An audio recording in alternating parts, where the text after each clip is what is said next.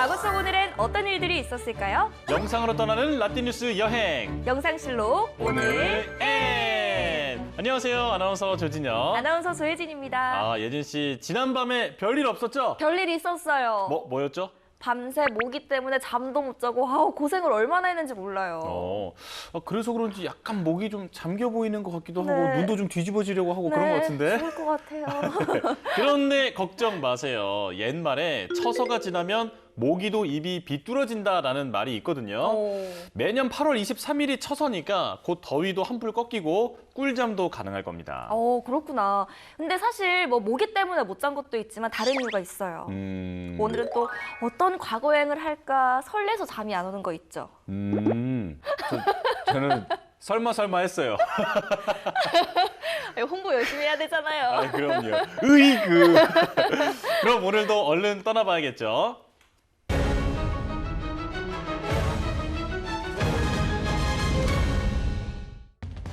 1994년 8월 22일 전 세계 우편전산망 구축과 우편요금 표준화 등을 논의하는 제21차 UPU, 즉 만국 우편연합총회가 서울 삼성동 한국종합전시장에서 개막됐습니다. 당시 총회에는 167개 나라와 16개 국제기구 대표 등 1,600여 명이 참석했는데요. 참석한 회원국도 많고 이 당시에 21차면 꽤 오래된 기구였나 보죠? 네. 1874년 스위스 베른 조약을 바탕으로 일반 우편연합 GPU가 구성이 됐는데요. 1878년 제2차 파리 총회에서 만국 우편연합 UPU로 개명이 된 거죠. 당시 김영삼 대통령은 UPU 총회를 통해 남북한의 우편과 통신 교류를 촉진시키기를 바란다고 말했는데요. 그리고 총회와 함께 세계 우표 전시회도 열려 우표 수집가들의 눈길을 끌었습니다.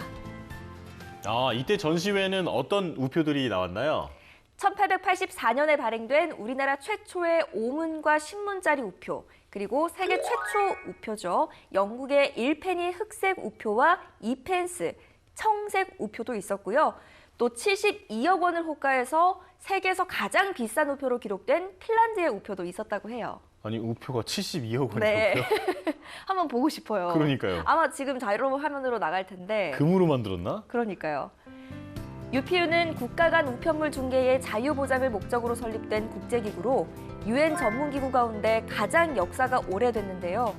한국은 1897년 제5차 워싱턴 총회에 참석해 대한제국 명의로 가입 신청을 했습니다. 그리고 1900년 1월 1일에 정식으로 만국 우편연합의 회원국이 됐는데요. 그러나 국권 침탈로 1910년에 회원 자격이 정지됐다가 광복 후 4년 뒤인 1949년 대한민국의 최신부 이름으로 이어받았습니다. 그럼 이번에는 1984년으로 가보겠습니다. 1984년 8월 22일 남아프리카 공화국에서 흑인들을 제외한 유색인종과 백인들만 참여하는 국민투표가 실시됐습니다. 이 투표는 흑인에게 투표권을 줄 것인지를 묻는 투표였는데요. 냉전 시대부터 이 남아공은 아파르트헤이트, 인종 간 분리 정책을 시행해 왔기 때문에 갈등이 더 심했죠.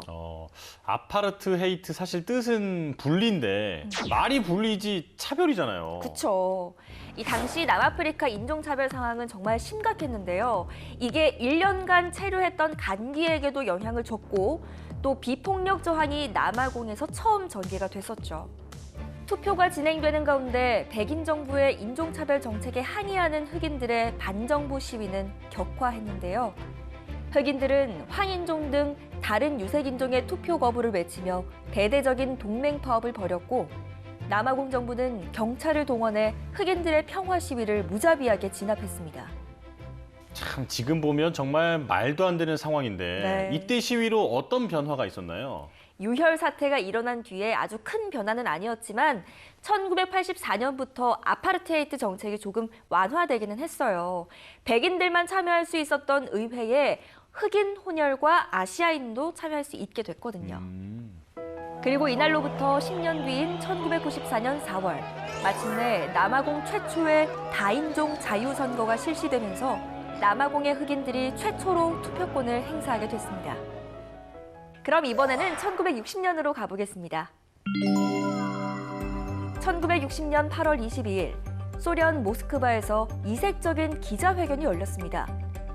기자회견의 주인공은 스트렐카와 벨카라는 이름의 개 2마리, 그리고 쥐 40마리 등이었는데요.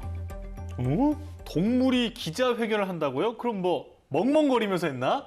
이 동물들은 기자회견이 있기 얼마 전 역사상 처음으로 우주여행을 즐긴 뒤 생還했습니다. 스트렐카와 벨카를 포함한 동물들은 기자회견이 있기 사흘 전인 8월 19일 스푸트니크 5호를 타고 이륙해서 지구 궤도를 16바퀴 돈 뒤 이튿날 살아서 돌아왔는데요. 아, 이 친구들이 나오는 그 애니메이션 영화 있잖아요. 네. 스페이스도. 맞아요. 이 스트렐카는 이후에 새끼를 또 낳았거든요. 근데 이 소련 측에서 스트렐카의 새끼를 미국 케네디 대통령에게 선물로 보내기도 했다고 합니다. 그래서 영화 스페이스독의 주인공이 그 새끼 개라는 설정이에요. 그렇구나. 당시 소련이 이 동물들을 우주로 보낸 것은 바로 이듬해 4월 인류 최초의 유인 우주 비행을 실현할 인공위성 보스토크의 발사를 미리 시험해보기 위해서였는데요. 동물들의 우주 비행으로 우주에 생명체를 보낼 수 있다는 게 증명이 됐고 인류는 이듬해 유리 가가린을 태우고 첫 우주 비행에 성공했습니다. 그리고 8월 22일의 또 다른 사건을 살펴보면요. 1982년에는 한국과 나이지리아 양국 대통령의 공동성명 발표가 있기도 했습니다. 어떤 내용이었죠? 경제개발 경험의 상호 교환, 그리고 남북한 유엔 동시가입 문제 지지, 뭐 이런 내용들이 포함되어 있었대요. 그렇구나.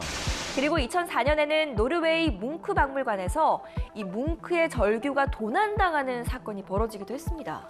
아니, 뭉크의 절규하면 이거잖아요. 네, 맞아요. 정말 유명한. 범인들이 대담하게도 이 범행 시간으로 관람객들이 있는 그 시간대를 노렸다고 해요. 오. 정말 간이 크죠. 그러니까요. 당시 총기로 관람객들과 직원들을 위협한 뒤에 그림을 가지고 달아나게 됩니다. 그야말로 정말 절규인데. 네. 바로 잡았나요? 아니요. 바로 잡지는 못하고 2년이 지나서 되찾게 됐어요. 이뿐만 아니라 1946년에는 국립서울대학교의 설립이 있기도 했습니다. 아, 제 모교죠. 마음의 모교. 아, 그렇죠. 우리 그 해만 아니었다면 등급제만 아니었다면. 등급제만 아니었다면 갈 수 있었는데 국내 대학 평가 순위에서 여전히 이 1위를 고수하고 있는 곳이죠. 그렇죠. 명문대죠. 네. 자, 이렇게 오늘도 열심히 과거 속으로 달려봤는데요. 영상실록으로 만나본 오늘의 과거, 여러분은 어떠셨나요? 그럼 다음 시간 더 알찬 이야기로 만나요. 만나요.